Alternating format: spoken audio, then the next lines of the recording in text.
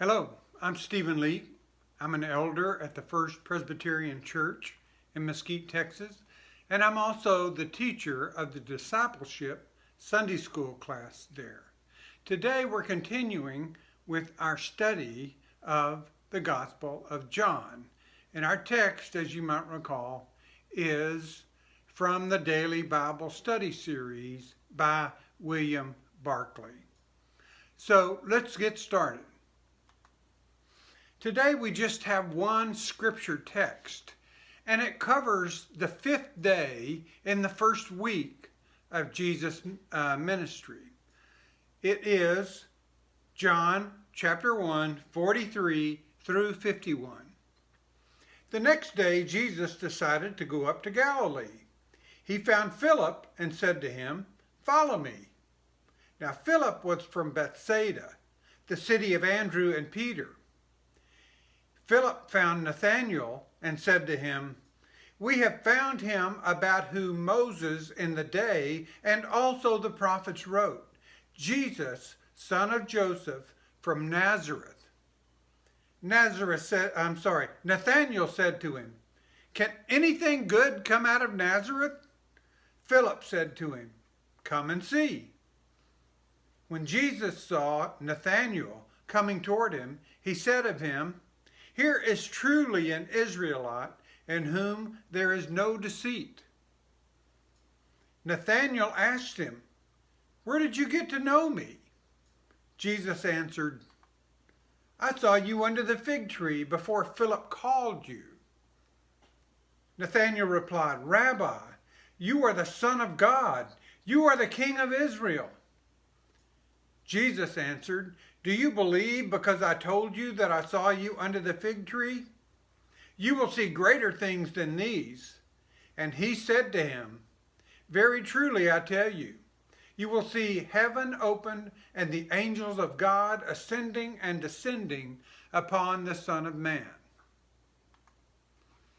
At this point in the story, Jesus left the south and went north into Galilee. There, perhaps in Cana, he found and called Philip. Philip, like Andrew, could not keep the good news to himself. As the Swiss theologian F.L. Godet said, one torch serves to light another. One of my favorite verses from Proverbs is this: iron sharpens iron.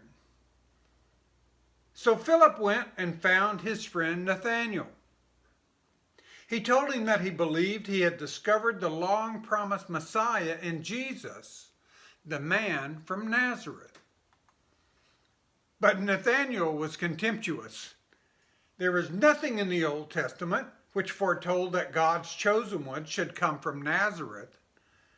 Nazareth was quite an undistinguished place. Nathanael himself came from Cana, another town in Galilee, and in country places, jealousy and rivalry between towns is notorious. Nathanael's reaction was to declare that Nazareth was not the kind of place that anything good was likely to come out of. But Philip was wise. He didn't argue with his friend. He just simply said, "Come and see." You can't argue someone into Christianity. Often our arguments do more harm than good. The only way to convince people of the supremacy of Christ is to confront them with Christ. It's not argumentative preaching and teaching which have won men and women for Christ. It's the presentation of the gospel story.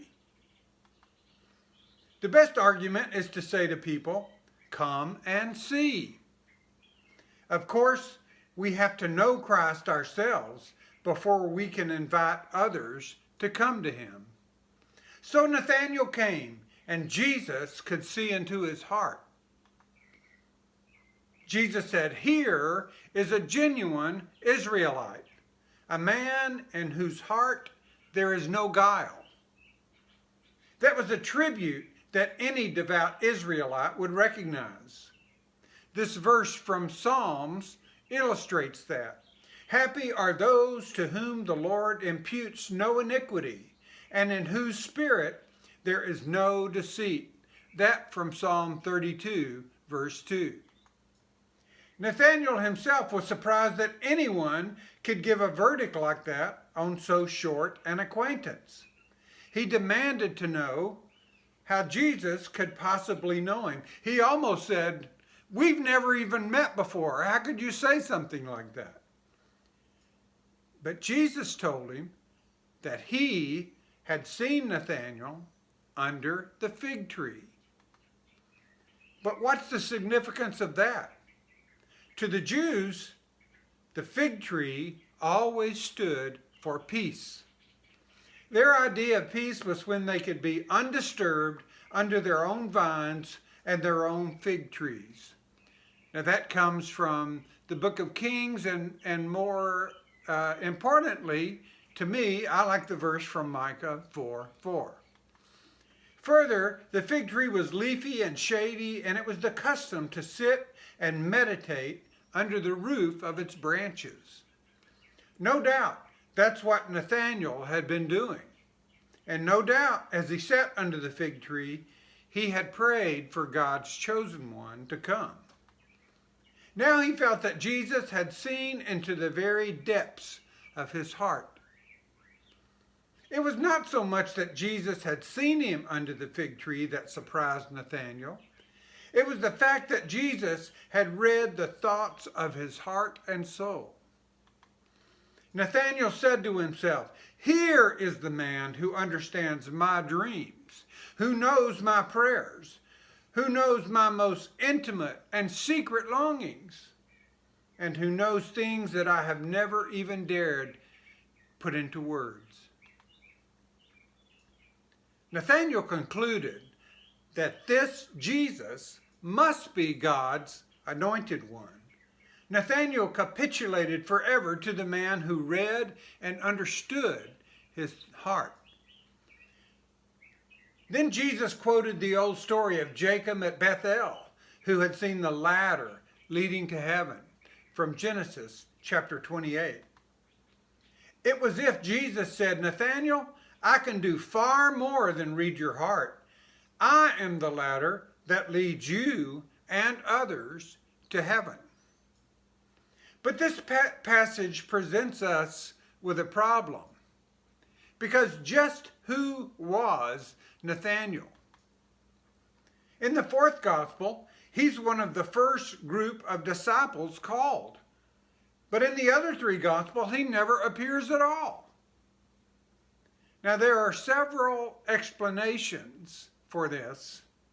First, it's been suggested that Nathanael was not, in fact, a real person. That is to say, Nathanael stands for the Israelites who recognized and followed Jesus as the anointed one. Second, it's been suggested that he stands for Paul, or for the beloved disciple. Paul was the great example of the Israelite who had accepted Christ. The beloved disciple, mentioned here profusely in our book of John, was the ideal disciple. Again, the supposition is that Nathanael stands for an ideal, that he is a type and not, in fact, a person. If this were true, the only mention of Nathanael, that might be true.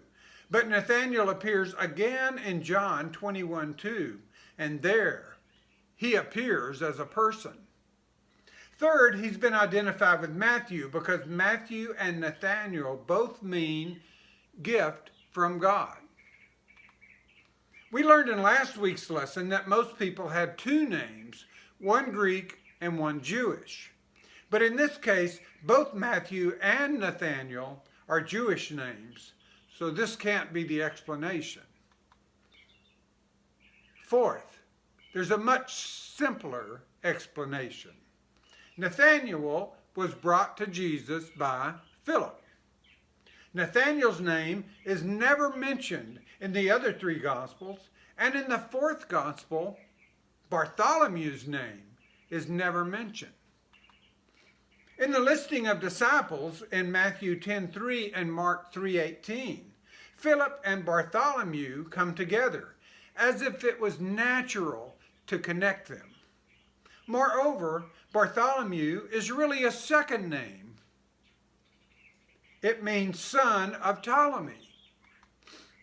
Bartholomew must have had another name, a first name, and it's at least possible that Bartholomew and Nathanael are in fact the same person. That certainly fits the facts. Whatever else, Nathanael stands for the Israelite whose heart was cleansed of pride and prejudice, and who saw in Jesus the one who satisfied the longing of his waiting, seeking heart.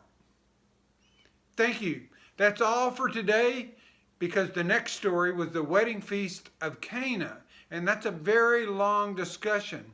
So we'll take that up next week in lesson 18. Thank you, and God bless you.